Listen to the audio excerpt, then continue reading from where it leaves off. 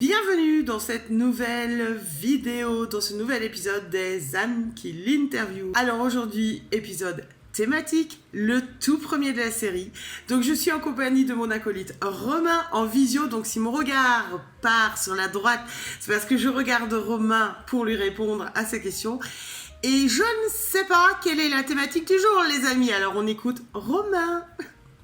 Alors aujourd'hui, Amélie, un sujet qui, je en suis sûr, va te faire très plaisir. On va parler des chakras. Ah oui. Ouais.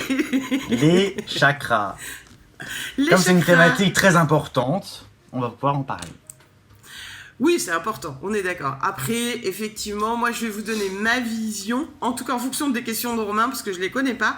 Et juste, je vous précise que les chakras, ce n'est pas mon domaine de prédilection ni ma spécialité. Donc je vais vous donner une approche de comment je les vis. Je vais donc vous transmettre ce que moi je sais ou j'en sais sur les chakras. Ça n'appartient qu'à moi, c'est aussi ma vérité. Et voilà, parce qu'on a tous un domaine de prédilection. Et les chakras n'est pas forcément le mien, mais j'en ai quand même une approche en tant que médium. Donc voilà, donc c'est pour ça que j'ai ce genre de réaction, vous inquiétez pas. Je vais relaisser la parole à Romain parce que je parle trop. Vas-y Écoute, Romain. c'est avec plaisir de te laisser déborder au niveau de la conversation, il n'y a pas de problème. Bon alors Amélie, est-ce que tu peux nous expliquer succinctement qu'est-ce qu'un chakra, tout simplement? Alors les chakras sont, à mes yeux, encore une fois, des points énergétiques du corps physique et également de Gaïa, la Terre. Donc ces points sont reliés, sont tous connectés, ils sont tous ils ont tous, une puissance énergétique pour nous aider à aligner âme, corps et esprit. Et il y en a 7 et chaque chakra a... Il y en a 7 et chaque chakra est reconnaissable parce qu'il a une particularité énergétique, il a une aura, une couleur. Donc les 7 chakras ont chacun une couleur. Donc ça va du violet au rouge si on part du haut et qu'on descend. Et sinon du rouge au violet dans l'autre sens. Alors Amélie, deuxième question, à quoi sert un chakra? Ça sert pour moi à déclencher une vague énergétique en soi en fonction de l'état d'esprit, enfin de l'état du jour, j'ai envie de dire presque, parce que pour moi c'est au jour le jour qu'on peut travailler un chakra ou en tout cas conscientiser sur un des 7 points énergétiques de notre corps, le relier d'ailleurs aux 7 points énergétiques de Gaïa afin d'être bien en adéquation et les 2 pieds sur terre, parce que ça c'est très important. Et puis certains vont être là pour augmenter l'enracinement, pour aller nettoyer ou purifier tout ce qui va être du domaine, dans notre corps, de toute la zone sexuelle, qui va purger, qui va nettoyer. Chaque chakra en fait a son rôle de purge, de nettoyage et de booster énergétique. Et quand ils sont tous au même lieu, et quand ils sont tous à peu près au même niveau, du coup, on est... moi, j'ai du mal, je sais pas. On est du coup aligné avec cette énergie qui circule fluidement en nous. Après, les chakras, tels qu'on l'entend et tels qu'on en parle là aujourd'hui, on parle uniquement des chakras, si j'ose dire, de base, les chakras les plus connus, les chakras les plus, a priori, enfin les plus grands, je suis pas sûre. Parce que le corps est à plein de chakras, il y en a beaucoup plus que ça en réalité. Il y a plein de points d'ancrage, donc par exemple derrière la nuque, les poignets, au cœur, au centre des mains, derrière les oreilles. Ce sont aussi des chakras énergétiques et des points de rentrée d'énergie et de réception. Et du coup... les boosters, les 7 chakras boosters vont permettre aussi de diffuser sur les autres chakras l'énergie et la propager au maximum. Alors Amélie, les chakras sont au nombre de 7, si je ne me trompe pas, avec différentes couleurs. Est-ce que tu peux nous les citer et nous dire quel chakra correspond à quelle couleur? Alors du coup, chaque chakra a, moi, ce que j'appelle une aura énergétique, donc associée à une couleur. Donc, on a le chakra, donc ici, le chakra couronne, qui a l'énergie violette, donc associée à la couleur violette. Nous avons ensuite le chakra du troisième œil. Alors moi, je ne connais pas leur nom yoga ou je sais plus la détermination. Voilà, moi je les retiens comme ça parce que c'est beaucoup plus simple. Et comme je vous ai dit, du coup, c'est ma vision des chakras. Donc, le couronne associé à l'énergie de la couleur violette. Le troisième œil associé à l'énergie de la couleur azur, bleu azur. Si je ne me trompe pas. Oui, c'est ça. Non.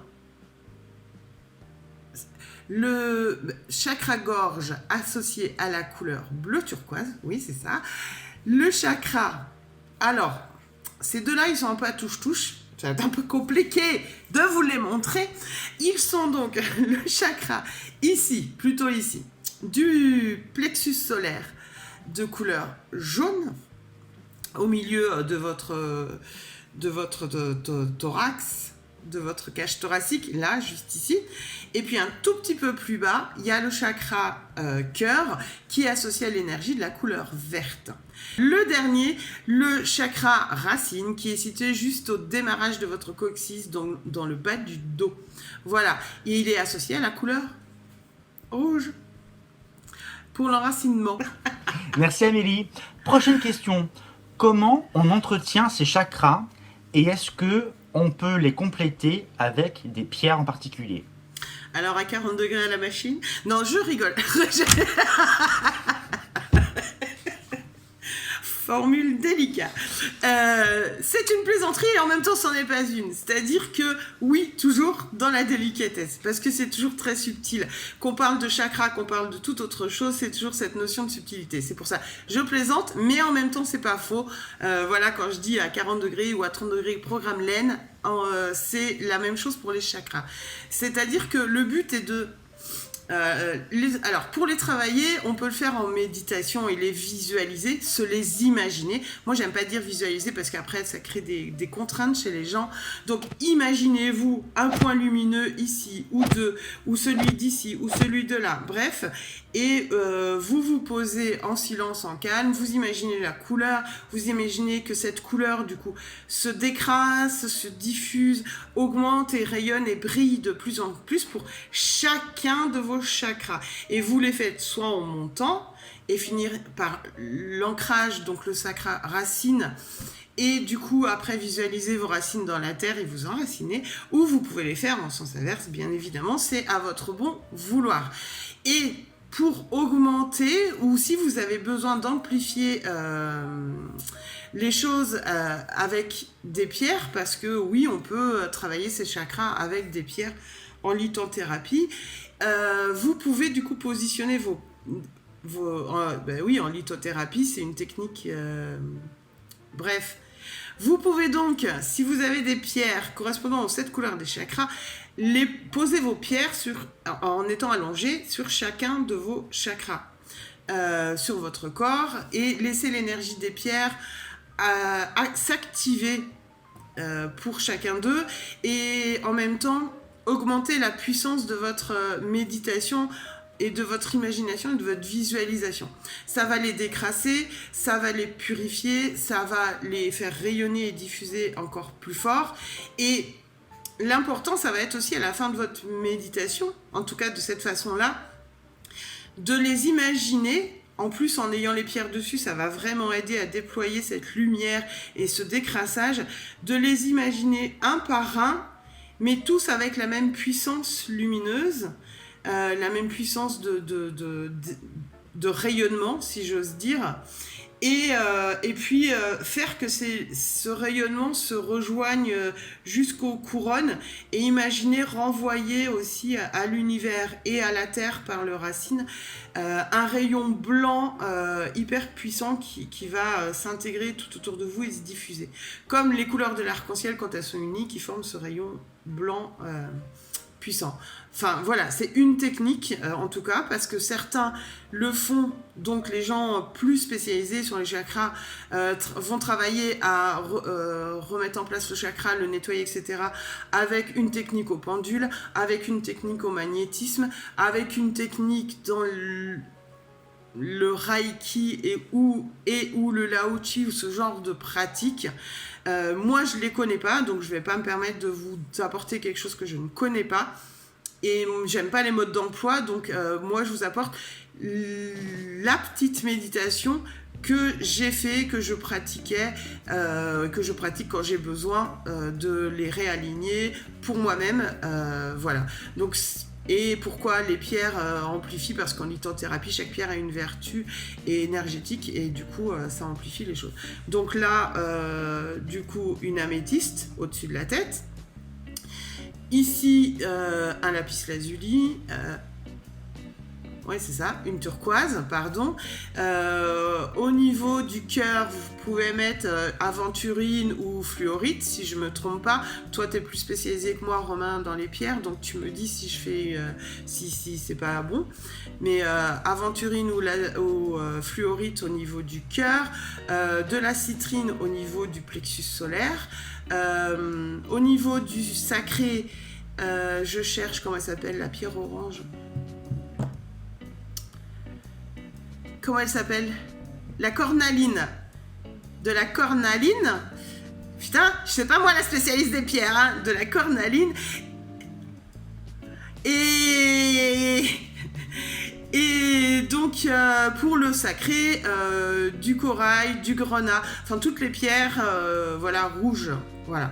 Mais le grenat, c'est pas mal parce qu'en plus, ça comme l'œil de tigre ou ce genre de choses, ou le lapis-lazuli, ou les obsidiennes, a une puissance de protection. Et ça renforce la puissance de la force intérieure aussi et l'ancrage. Ça va renforcer votre ancrage. Donc le grenat, c'est quand même mieux que le corail.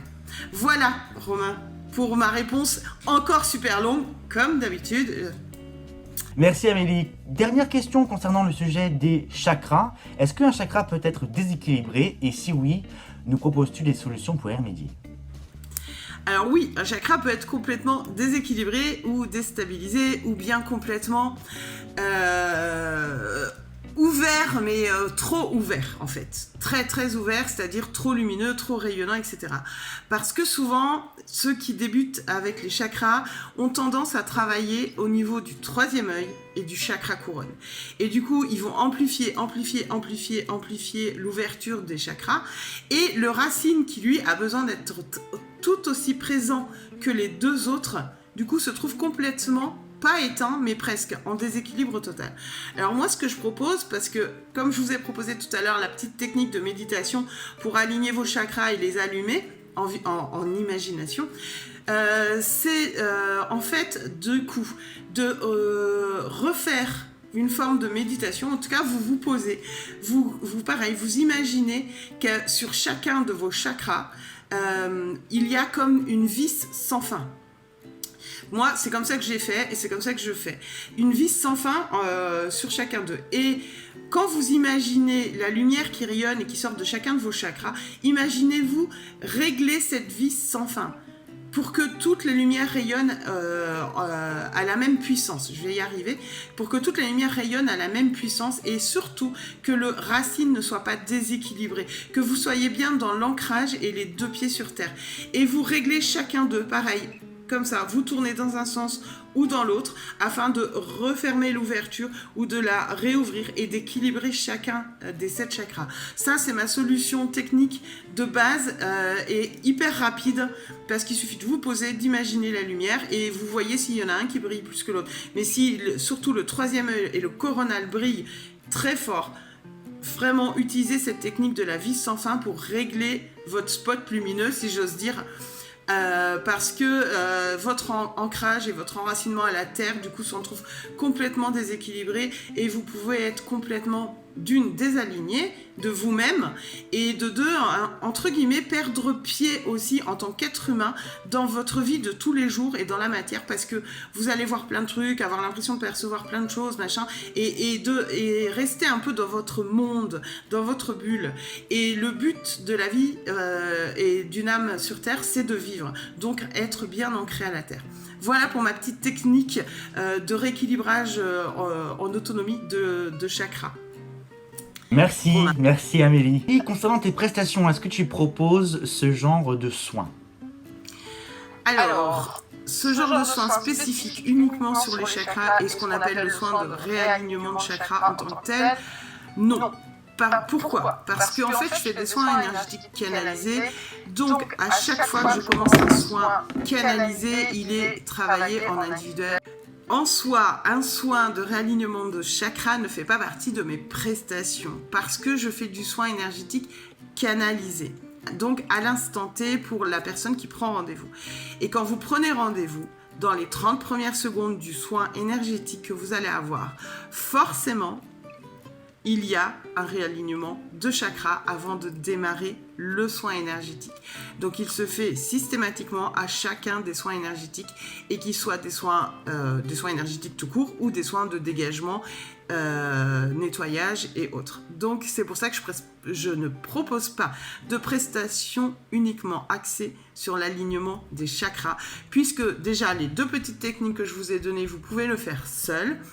Vous pouvez, ceux qui ont la pratique vous renseigner avec la pratique du pendule, comment le faire pour vous-même, surtout, parce que c'est pas quelque chose qui est insurmontable ni difficile à mettre en œuvre pour soi-même, et rapidement et très facilement. Avec les 2 techniques déjà que je vous ai données, je peux vous assurer que vous allez vous réaligner rapidement, et plus vous les utiliserez, plus ça se fera très très vite. Et ensuite pour le reste, voilà, moi les prestations en soins énergétiques, le réalignement se fait dans les 30 premières secondes du soin. Donc voilà Romain, pourquoi je ne propose pas cette prestation dans mes services. Merci Amélie. L'interview pour aujourd'hui est terminée. Merci beaucoup Amélie d'avoir répondu à toutes mes questions. Je te fais de gros bisous et je te dis à bientôt dans une prochaine capsule. Bisous Amélie. Je t'embrasse aussi, merci Romain de jouer le jeu avec moi pour ces âmes qui l'interview. J'espère que ce nouveau format vous plaît, que vous allez accrocher, partager, liker et vous abonner à ma chaîne Âme Kili Médium énergéticienne. Donc je vous donne rendez-vous pour le prochain épisode des âmes qui l'interview sur cette chaîne, et la prochaine thématique ce sera sur l'aura. Donc j'espère que vous serez en rendez-vous avec moi et Romain, et je vous dis à très vite sur la chaîne. Bisous.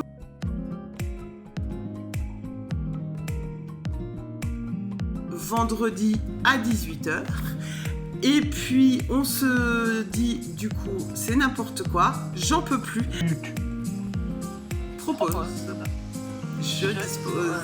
Merci Amélie. Ok, merci Amélie. Merci. Je t'en prie. Putain, je casse des pots de clémentine sèche parce que je sais pas quoi faire de mes mains. Alors moi je suis avec ça tout à l'heure, là, en train de titiller, bref. Ça fait très plaisir de faire cette interview avec toi. Aujourd'hui c'est terminé. Putain, mais ça y est, elles sont lâchées. Le dernier point, le point énergétique qui s'appelle le sacra. Ah, j'en peux plus de... Et enfin... Et c'est nickel. Ok Amélie, écoute, maman est près de toi. Il faut lui dire maman. Maman. Il y a quelqu'un pour toi. Il y a ton amant qui est là. Ok, donc alors Amélie, les chakras sont, si je ne me trompe pas, sont au nombre de 7. Est-ce que tu peux nous faire le... Pardon. Alors Amélie... Maman. Alors Amélie, les chakras... dis-moi... pourquoi dis-moi, est-ce que tu veux me donner de la... Ok.